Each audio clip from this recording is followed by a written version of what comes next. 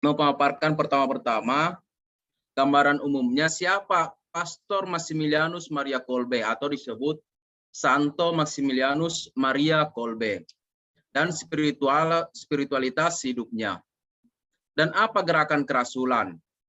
Dan dia pasukan dari yang tak bernoda atau Militia Immaculata. Mungkin semua Bapak Ibu sudah mendengarnya. Apa tujuan dari militia ini?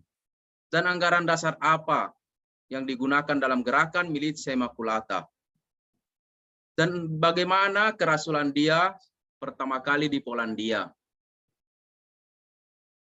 Dan juga di sini akan saya menjelaskan juga yang dinamakan Kota Maria, di mana dia melayani semua orang meskipun di tengah teror. Dan juga di sini akan saya menjelaskan tentang medali wasiat dan kesaksian tentang kemartirannya, dan pada akhirnya akan saya tutup dengan permenungan pribadi.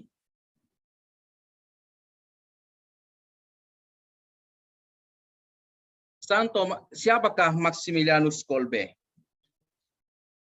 Pastor Maximilianus Kolbe atau Santo Maximilianus Kolbe adalah seorang imam Ordo Fransiskan Minor konventual. Dan dia juga seorang martir dari Ordo Pertama. Dia pejuang yang menimbulkan kegaguman pada banyak orang, baik Katolik dan non-Katolik. Dia lahir pada 8 Januari 1894, yang waktu itu diberi nama Raimundus. Jadi sebelumnya nama dia adalah Raimundus. Dialah anak kedua dari 3 bersaudara, Franciscus dan adiknya Yosef, yang dimana adiknya adalah seorang biarawan juga yang diberi nama Alfonsus. Dia anak dari Julius Kolbe dan ibunya Maria Dambroska. Dia berasal dari Polandia, sebangsa dengan Paus Yohanes Paulus II. Ia lahir ketika tanah airnya masih terpecah belah dan berada di bawah kekuasaan bangsa lain, di tengah penindasan dan penganiayaan.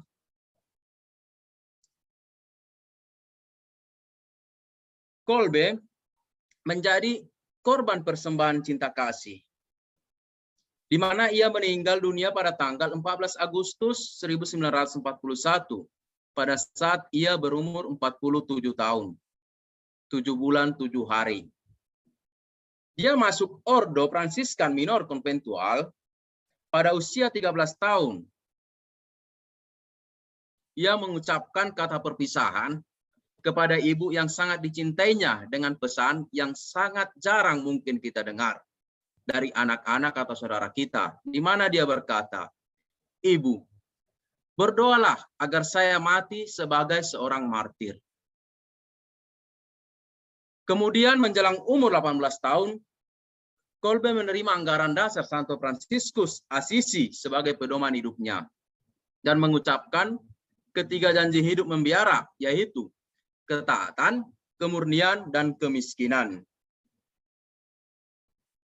Dia studi di Roma dalam 7 tahun, di mana dia berkomunitas dulu di biara dekat Circo Massimo. Kalau Bapak Ibu yang telah pernah ke Roma, itu sangat dekat dari lapangan pacuan kuda itu.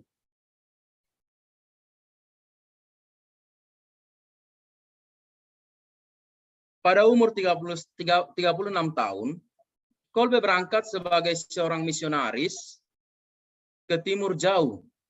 Selama 6 tahun dia berada di Nagasaki, Jepang, menanamkan semangat kerasulan Fransiskan serta memperkembangkan pengabdian kepada Bunda Maria. Semangat pengabdiannya sangat menarik perhatian banyak orang lain, di mana Pastor Kolbe membuka kerjasama dengan biara-biara Buddha. Setelah 6 tahun dia kembali ke tanah air dan meneruskan kerasulannya.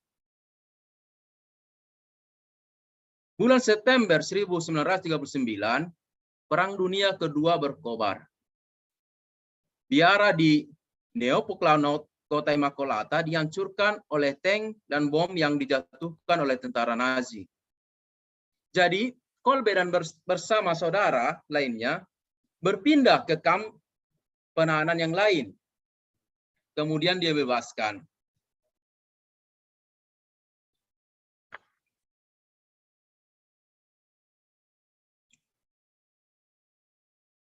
Pada waktu itu,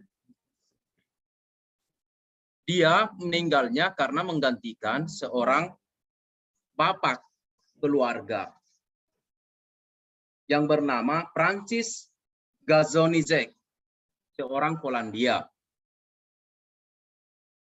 Kolbe dengan suara lantang dan berani berkata, "Saya mau mati sebagai pengganti bapak itu. Saya mohon agar permintaan saya dikabulkan." Tentara itu berkata, "Siapakah engkau? Apa pekerjaanmu?" Kolbe dengan tenang menjawab, "Saya seorang imam Katolik." Di sini juga kita diajak untuk bermenung, apakah kita berani bersaksi tentang iman kita ketika orang bertanya? Apakah kita berani mengungkapkan siapa kita? Apa status kita? Berani mewartakan kerajaan Allah, berani memuliakan Tuhan, meskipun di tengah teror ataupun keadaan yang tidak mendukung atau yang sangat mematikan, harus mengorbankan diri kita sendiri. Jadi di sini Pastor Massimilianus Kolbe menjadi martir cinta kasih sesuai teladan Yesus Kristus yang mengatakan, "Tak ada seorang pun yang mempunyai cinta yang lebih besar daripada dia yang menyerahkan hidupnya untuk sahabat-sahabatnya." Jadi Paulus kedua, satu kampungnya sendiri, menunjukkan kepada seluruh gereja dan dunia bahwa Massimilianus Maria Kolbe adalah seorang suci dan diberi gelar Santo. Gerakan yang didirikannya dalam kerasulan yaitu Militia Immaculata, di mana gerakan ini dia menyebarkan cinta kasih dan juga dogma-dogma Maria melalui mass media. Gerakan itu disebut juga pasukan Maria yang tak bernoda, atau dalam bahasa Italia juga sering dikatakan, meskipun bukan itu artinya, Il Pazzo dell'Immacolata, yang bisa diartikan yang gila akan Maria yang tak bernoda. Karena cinta dan pengabdian yang hebat kepada Maria, sehingga disebut Il Pazzo dell'Immacolata. Anggota gerakan ini disebut juga kesatria yang tak bernoda. Yang perjuangannya adalah pengabdian total kepada Maria yang tak bernoda asal. Tujuan dari MI atau Militia Immaculata ini pertama lahir di benak pikiran Kolbe pada tahun 1917 di Roma, di mana terjadi suatu gerakan yang menentang gereja dan paus. Gerakan ini sangat didukung oleh pemerintah Italia dan kaum terpelajar. Di mana tahun itu adalah tahun peringatan 4 abad lahirnya gerakan Protestantisme yang dikepalai oleh Martin Luther dan peringatan 2 abad kelahiran Masoneria. Melihat hal ini, hati Massimilianus Kolbe sangat sedih dan mulai memikirkan rencana untuk menghambat pengaruh setan itu.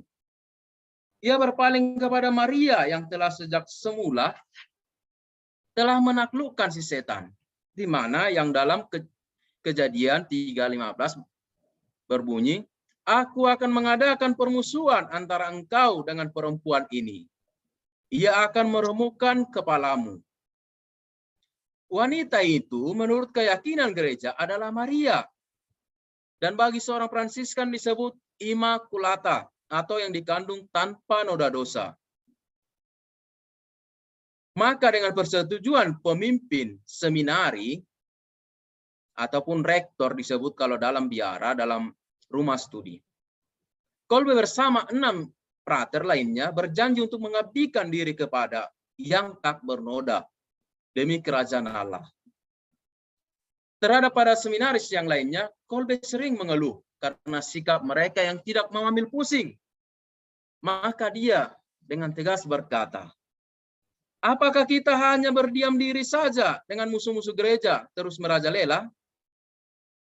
Cukupkah kita hanya berdoa saja tanpa berbuat apa-apa? Apakah kita tidak mempunyai senjata yang lebih ampuh dari senjata mereka? Pertanyaannya memang sangat menusuk dan juga bisa dikatakan ya dengan keadaan yang sudah mendesak. Bersama kita ada Tuhan dan Bunda Maria yang tidak bernoda asal dan yang telah menaklukkan semua bid'ah. Kita harus menjadi alat yang setia dalam tangan Maria dan dengan demikian akan tercapai kemenangan bagi Allah. Pada saat itu dia belum menjadi seorang imam. Dia masih disebut seminaris. Karena bagi para frater, sebutan itu untuk yang sedang studi. Jadi di sini juga, dia berkata, hendaklah kita bukan hanya berbicara, melainkan bertindak, meskipun dengan hal kecil. Di sini dia membuat anggaran dasarnya untuk milisia Immaculata ini. Salah satu ciri yang sangat menonjol dari gerakan kerasulan ini adalah usahanya untuk melemahkan dan akhirnya menghapuskan pengaruh masoneria. Maka setiap anggota gerakan ini harus berdoa sebanyak mungkin dan menobatkan orang-orang berdosa, khususnya anggota gerakan masoneria. Untuk mencapai tujuan ini, setiap anggota harus mampu mengabdikan diri secara utuh, menjadi kesatria yang setia dalam karya kerasulannya, dan harus membawa medali wasiat, di mana nanti akan saya jelaskan pada terakhir. Juga setiap anggota dianjurkan untuk mempelajari dan menggunakan media massa, apapun demi perkembangan kerajaan Allah di bawah naungan dan semangat Maria yang tak bernoda. Ini juga sangat cocok untuk kita, apalagi kita sekarang dalam masa pandemi. Kita bisa mewartakan sabda Tuhan ya melalui mass media yang sudah seperti ditunjukkannya. Juga ini juga para ibu, bapak sudah mulai melaksanakannya dan sudah nyata. Di mana dengan adanya juga ini grup LPF. Di mana di sini anggotanya yang saya dengar dari cerita ibu yang telah bercerita dengan saya dari anggota LPF ini, bahwa anggotanya dari Sabang sampai Merauke. Jadi bukan hanya di Sumatera ataupun di Jawa. Jadi kerasulan pertama dia yang di Polandia pada tahun 1919 sampai 1927, di mana dia meninggalkan Roma dan harus bertugas. Keberangkatannya ditandai dengan catatan pendek pada buku induk seminari oleh rektor seminari Tinggi Ordo, di mana yang berbunyi, seorang pemuda yang kudus dan anak yang baik dari Santa Maria. Di Cracovia, Pastor Kolbe sering diserang demam panas.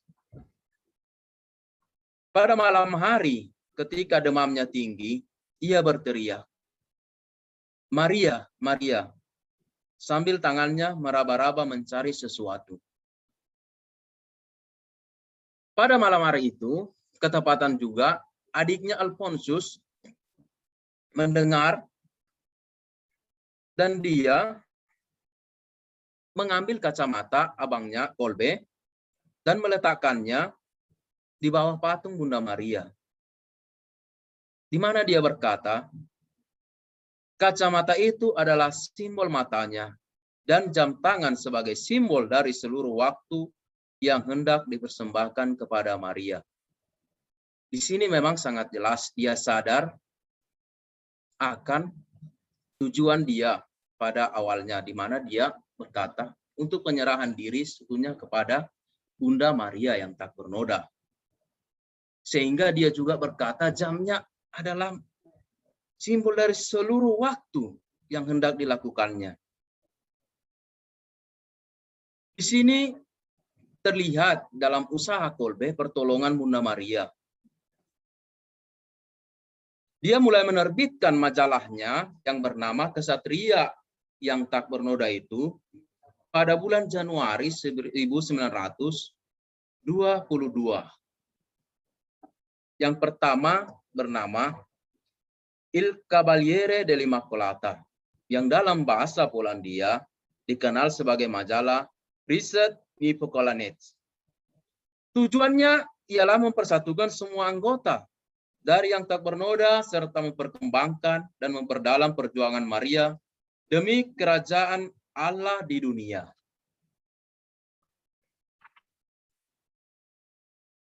Tanpa rasa malu, Kolbe menulis dalam halaman pertama, karena kekurangan biaya, kami tidak dapat memberikan jaminan kepada para pembawa bahwa majalah ini akan dikirim secara teratur.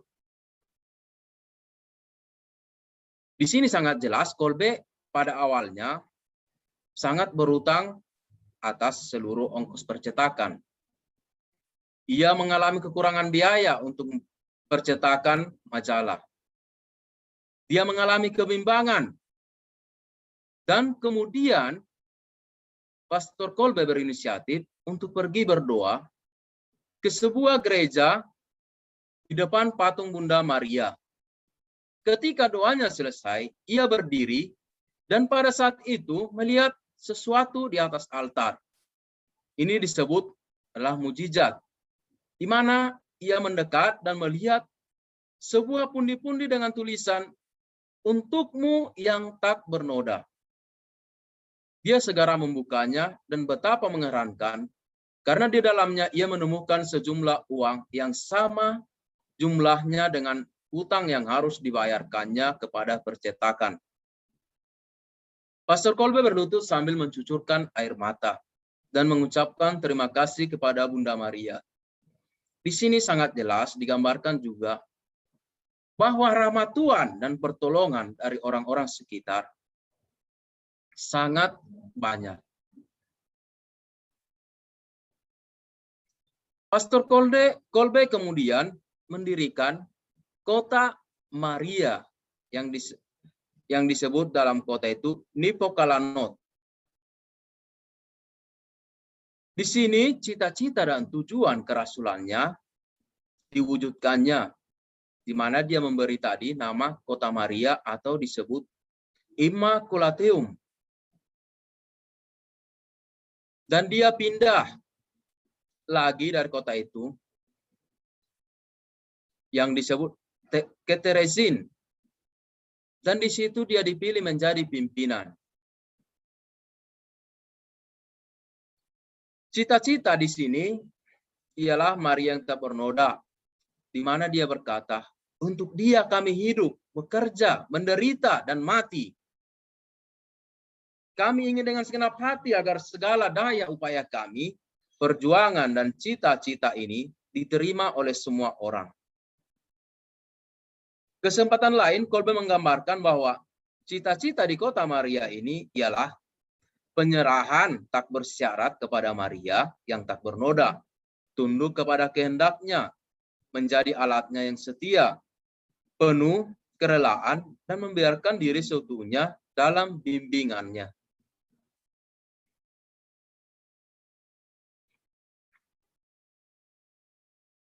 Aturan atau spiritualitas hidup Kolbe di sini ialah berpusat pada Kristus dan jiwanya adalah jiwa Maria.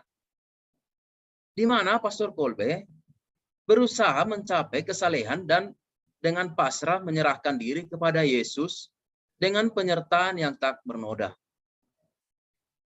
Di mana pada poin pertama berkata, saya harus menjadi seorang kudus yang besar.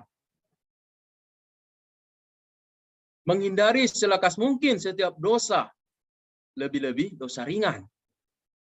Jangan membiarkan yang jahat tanpa perbaikan. Dan jangan membiarkan yang baik tanpa buah yang berlimpah. Aturan hidupku hanyalah ketaatan kepada kehendak Maria yang tak bernoda. Saya tidak lain daripada alat saja. Pikirkanlah apa yang sedang kulakukan. Jangan khawatir akan hal lain. Apakah itu baik atau tidak. Hanya perbuatan cinta kasih yang menghasilkan damai dan kebaikan.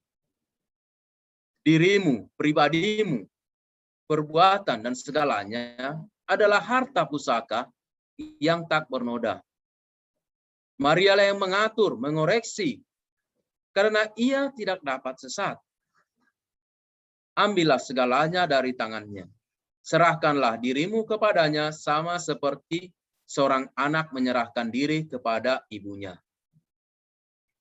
Perbuatlah padaku seperti yang kau kehendaki. Belajarlah dari Bunda Maria yang berkata, aku ini hamba Tuhan, terjadilah padaku menurut kehendaknya.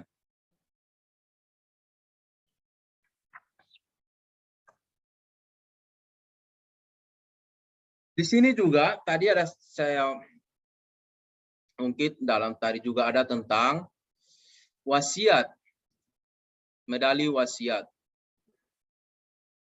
Mungkin Bapak Ibu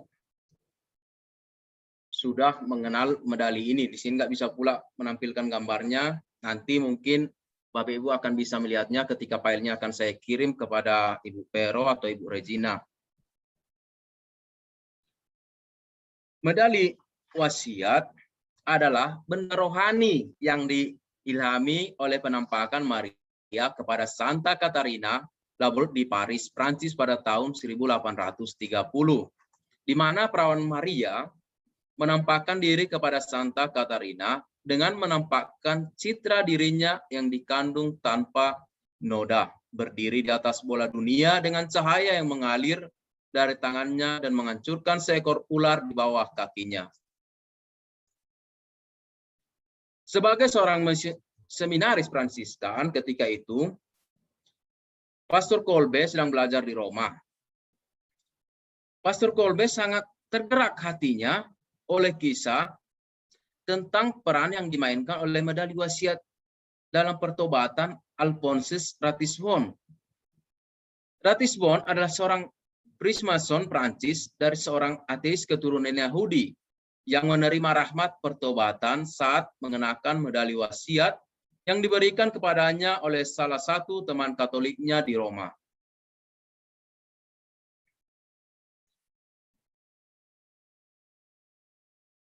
Perawan Maria menampakkan diri kepada Ratisbonne pada 20 Januari 1842 di kapel samping gereja Santo Andrea delle Frate di Roma. Santo Massimilianus Kolbe sendiri memilih untuk merayakan misa pertamanya pada 29 April 1918 di kapel samping di Santo Andrea delle Frate, di mana perawan Maria menampakkan diri kepada Ratisbonne. Jadi perawan Maria berkata kepada Santa Katarina tentang medali wasiat ini, semua orang yang membawa medali ini akan menerima rahmat yang berlimpah. Rahmat itu akan lebih berlimpah lagi bagi orang yang membawanya dengan penuh iman. Dan dibarengi dengan doa, ya Maria tanpa noda, doakanlah kami yang memohon pertolonganmu dan mereka yang tidak memohon pertolonganmu. Khususnya mereka yang memusuhi gereja kudus dan semua orang yang dipercayakan kepadamu. Jadi Santo Massimilianus Kolbe berkata,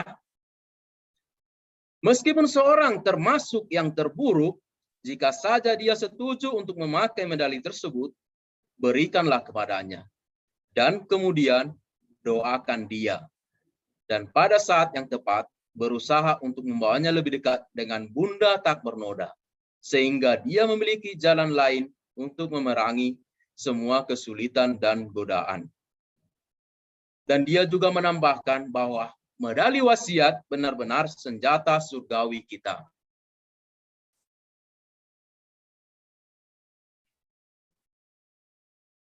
Jadi permenungan untuk malam hari ini, Allah menciptakan manusia sebagai makhluk yang sempurna dari semua ciptaannya.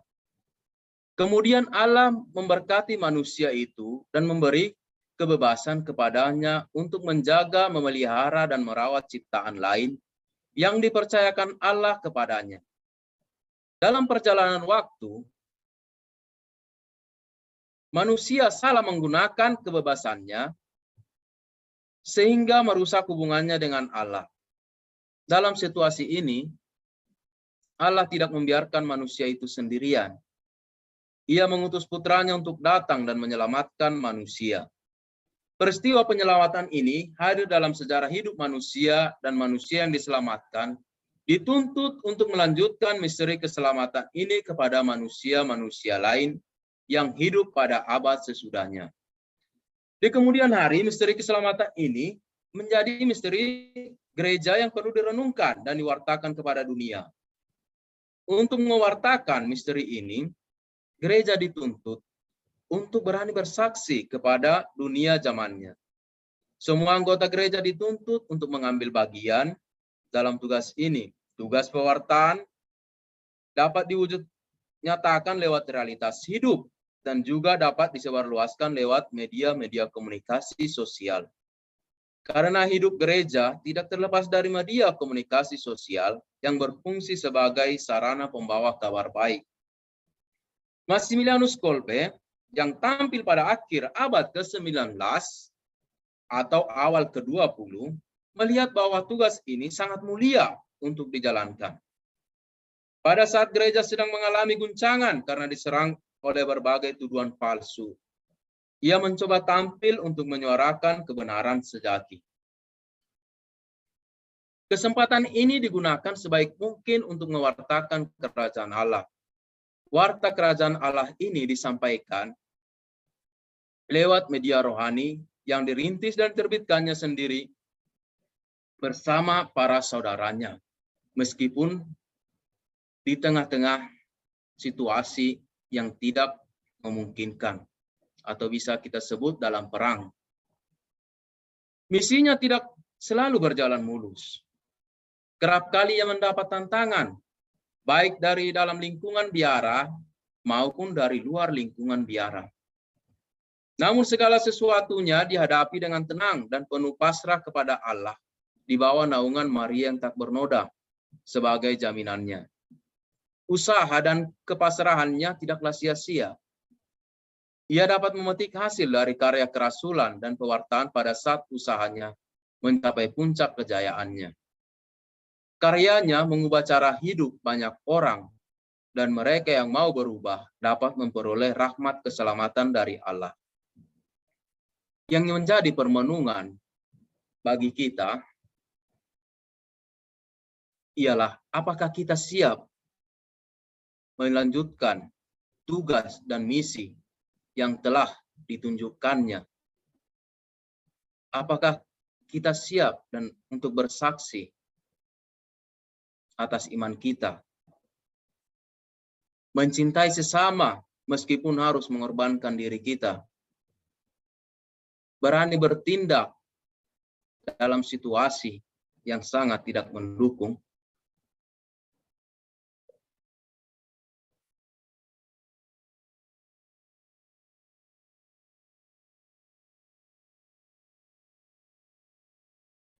Di sini nanti juga akan saya kirimkan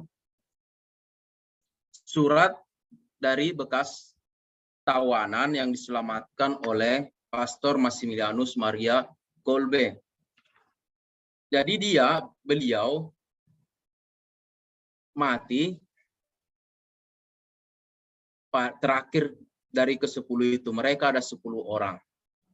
Dan dia meninggalnya dengan disuntikkan. atau disebut suntik mati. Jadi Bapak Ibu semuanya, para biarawan-biarawati yang ada dalam grup ini, saya merasa juga atau mau menseringkan tentang pengalaman saya tentang medali wasiat ini juga. Pertama, memang saya tidak percaya di mana dituliskan ataupun disebutkan tadi, siapa yang membawa medali akan diselamatkan. Ketika saya di seminari, saya nggak percaya itu. Tapi pada tingkat 3 atau disebut kelas 3 di seminari, saya mengalami kecelakaan yang parah. Di mana memang meskipun saya tidak percaya, saya membawa medali ini dalam dompet saya. Menurut orang yang melihat kejadian dari kecelakaan saya, mereka beranggapan bahwa saya sudah meninggal. Dan saya sadar memang juga sudah di dalam perawatan. Dan saya berkata, di mana saya? Saya tidak mengalami luka, hanya mengalami patah tulang. Jadi tidak ada darah atau apa dari mana, karenanya di dalam patah, sehingga harus dioperasi. Disinilah saya mulai bermenung, kenapa saya masih hidup? Kalau menurut orang-orang lain, saya seharusnya sudah meninggal. Dilihat dari kecelakaan itu. Mungkin, dan saya juga percaya, memang ini adalah sebuah mukjizat, atau bisa saya sebutkan adalah kehidupan kedua bagi saya. Dari situ jugalah kelanjutan dari panggilan saya, di mana saya masuk atau melanjut ke jenjang yang lebih tinggi atau disebut postulan, dan sehingga sekarang menjadi seorang religius dari Ordo Fransiskan Minor Konventual. Dan juga mungkin ini adalah sebuah rahmat yang saya terima, di mana saya juga bisa diutus untuk studi di Roma dan melihat dengan mata kepala saya biara di mana dia dulu studi dan di mana dia dulu merintis Militia Immaculata ini sebelum dia berangkat ke misi atau pulang ke kampungnya untuk melaksanakan kerasulannya, di mana pada waktu itu adalah masih perang kedua atau adanya teror. Jadi Bapak Ibu semua, sekianlah yang bisa saya dapat bagikan dari tentang atau Santo Massimilianus Maria Kolbe ini. Jadi kalau ada yang mau bertanya, dipersilahkan. Terima kasih. Terima kasih Frater Eko atas pengajaran malam hari ini tentang spiritualitas Santo Massimilianus Maria Kolbe. Sangat luar biasa. Ada beberapa yang mungkin saya garis bawahi untuk pengajaran malam hari ini, yaitu Santo Massimilianus mengajarkan kita untuk menyerahkan diri secara total kepada Bunda Maria tak bernoda dan membiarkan diri seutuhnya dalam bimbingannya. Kemudian yang kedua, mengingatkan kita semua supaya kita menjadi saksi atas keselamatan yang sudah kita terima dari Yesus.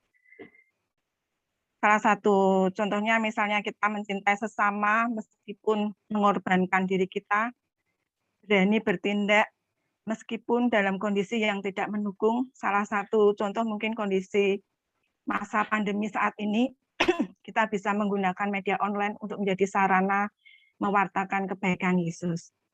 Terima kasih, Frater. Mohon maaf pada Frater dan Bapak Ibu semua, malam hari ini kami tidak membuka pertanyaan atau sharing, karena mengingat besok kami akan